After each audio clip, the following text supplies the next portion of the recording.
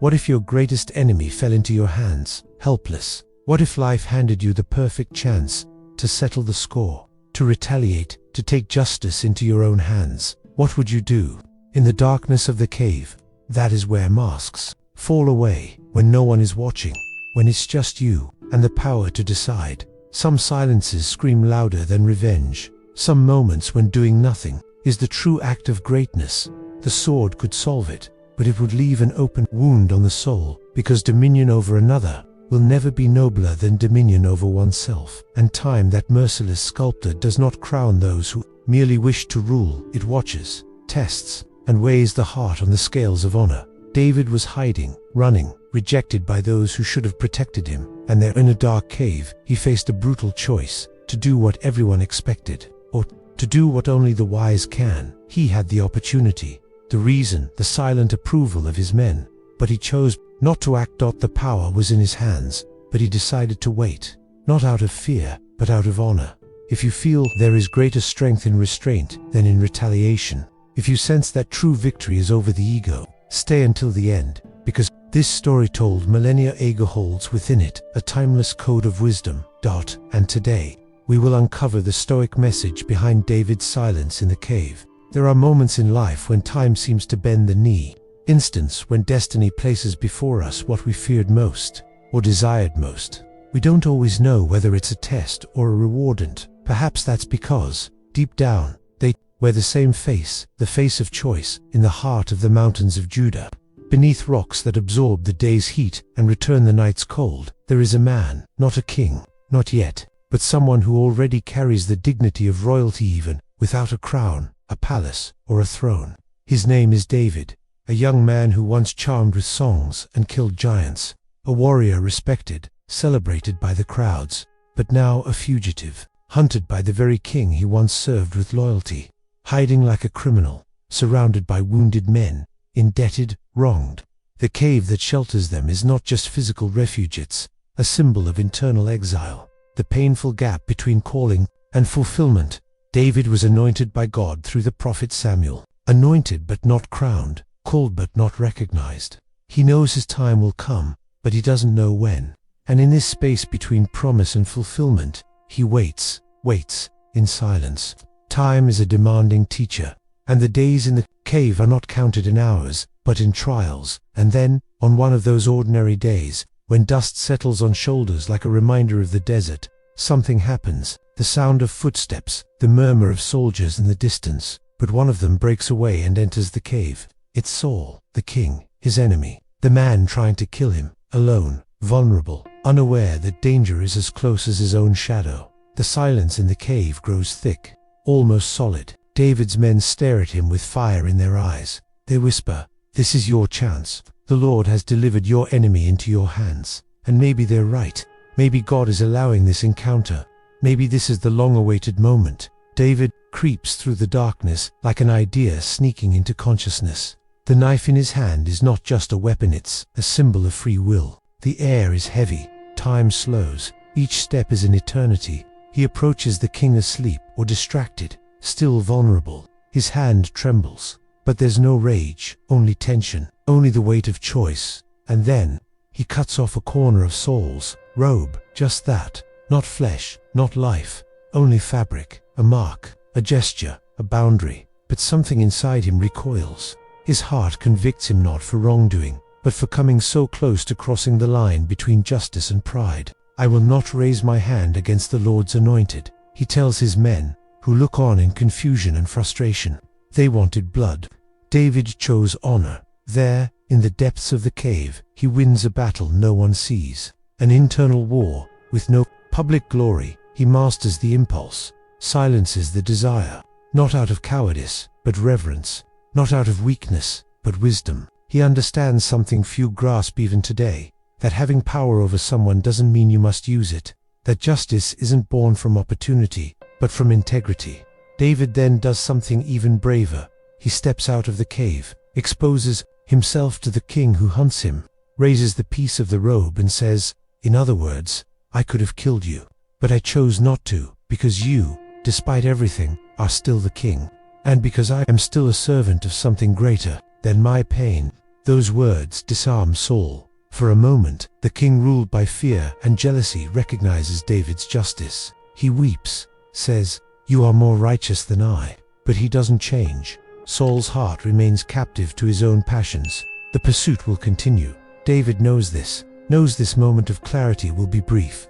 And yet, he doesn't regret it, because in that solitary instant, something shifts not outside, but within him. He proved he could govern himself. And that is the true training for governing a people. Stoicism teaches that we don't control events, only our responses to them. Epictetus said, "Some things are within our power, while others are not." Life placed David in that cave. That wasn't his choice, but what he did with the moment, that was his. He chose not to kill, chose not to become like the one who pursued him, chose self-control over immediate glory. Seneca also wrote, "True greatness is being master of oneself." In this moment, David didn't defeat Saul, he defeated himself, conquered impulse, anger, the urge to solve everything by force. And that is rarer than battlefield courage. It's the kind of greatness that isn't seen, but felt. What's deepest here isn't the missed chance to kill an enemy. It's the seized chance to keep integrity. To prove character doesn't depend on circumstances,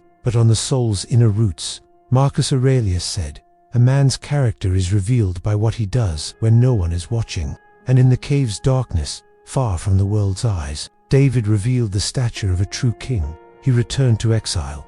The persecution didn't end. Injustice still pulsed, but something essential had been won, self, and that is the first throne any king must rule. There are caves in life that hide us, but also prepare us.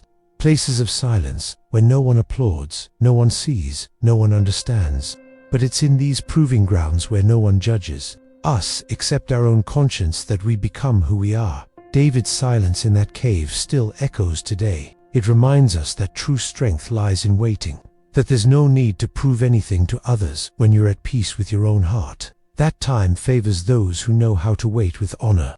And that there are victories greater than revenge, the victory of remaining whole when you have the power to corrupt yourself. That is the victory that shapes the great, not the glory that shines, but the one that endures in silence. Stoicism teaches that true power is not dominion over others, but dominion over oneself. It is not about controlling the world. It is about standing unshaken before what the world cannot help but be: unpredictable, unjust, unstable. The Stoic does not flee from pain, but neither does he surrender to impulse. He faces chaos with serenity because he has learned that virtue does not depend on circumstances, but on choice. In that cave, David had every reason to act as men expected, with force, with retribution, with justice. He was the wronged one, the hunted one, the anointed but uncrowned king. He was armed, hidden, standing before his defenseless enemy. The power was in his hands, yet he returned it to silence. Why? Because he understood that true strength does not shout, it waits. As Epictetus, the slave who became a teacher of many, once said, "It is not things that disturb us, but our judgments about them." David was not disturbed by Saul's presence, nor by the temptation of revenge, nor by the voices urging him toward violence. He chose to reinterpret the moment. Instead of seeing an invitation to vengeance, he saw an opportunity to reveal character. The impulse said, "Act now." His conscience whispered, "This is not the time." And he listened to the whisper. This mastery of mind over instinct is the core of Stoic practice, to live by reason, not under the rule of passions. David did not act out of anger. He acted on principle. Seneca, in his letters, warns us of the trap of appearances. We could be great if we did not desire to seem great. David's greatness did not come from blood spilled, but from blood restrained. He did not need spectacle or premature glory. He chose instead to be faithful to time, that silent judge, which reveals all things at the right moment. For him, true greatness meant acting with conscience, even if no one saw, even if others did not understand. In Stoic philosophy, this posture is called erect moral excellence, a kind of virtue that needs no recognition because it is whole in itself. Those who seek the glory of men often lose the nobility of the soul, but those who choose nobility find true glory, even in silence. Marcus Aurelius, the philosopher, wrote in The Solitude of Power, "The best revenge is to be unlike him who wronged you." David understood this before anyone else. He refused to become what he fought against. He did not let Saul's hatred shape him. By choosing not to act, he freed himself. He did not merely spare an enemy's life, he preserved his own dignity. He kept his heart clean, something no political power can buy or take away. This is the virtue of resistance, not of pride, but of maturity. The maturity to know that not every battle must be fought, that some victories are won in waiting, and that silence, when born of wisdom, is a cry of strength. Stoic philosophy is, above all, the art of living with composure even in the face of injustice. And David, in that cave, embodied this, not an impulsive hero, but a man of integrity who chose to lose an opportunity, rather than lose himself. In a world that rewards reaction, haste, and outburst, David's gesture is subversive. He went against the current, chose the invisible over the immediate, integrity over victory. This is Stoicism made flesh, a man standing before power and choosing honor. And what about you?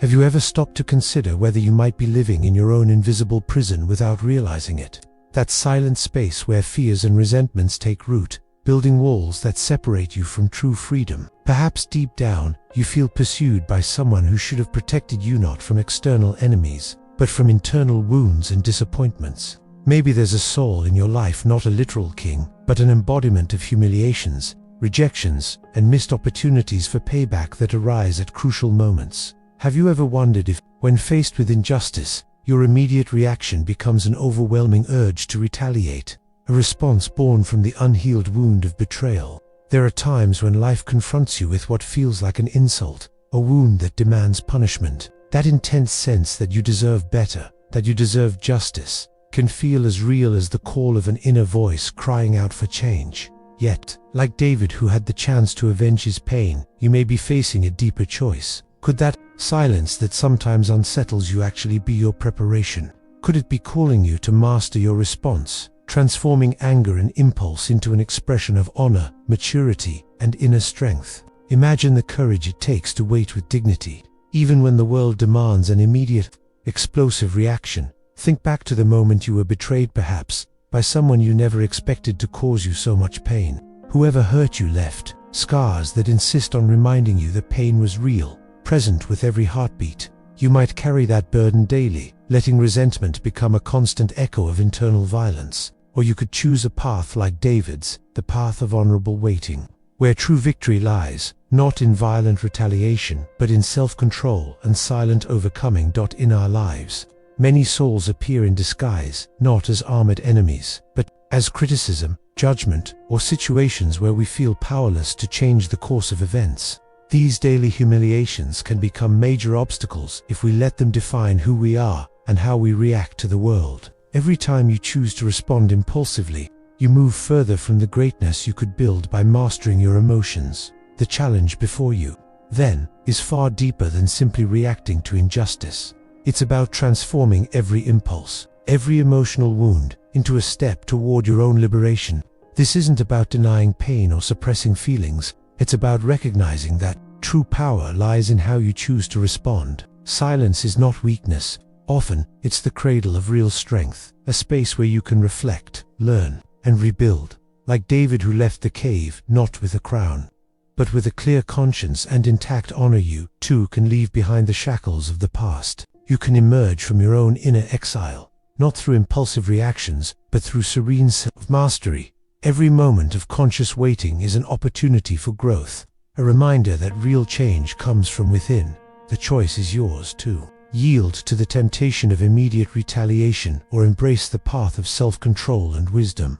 Ask yourself, am I willing to sacrifice my inner peace for a fleeting victory? Will this impulsive response truly bring the justice I seek, or will it only open the door to new conflicts?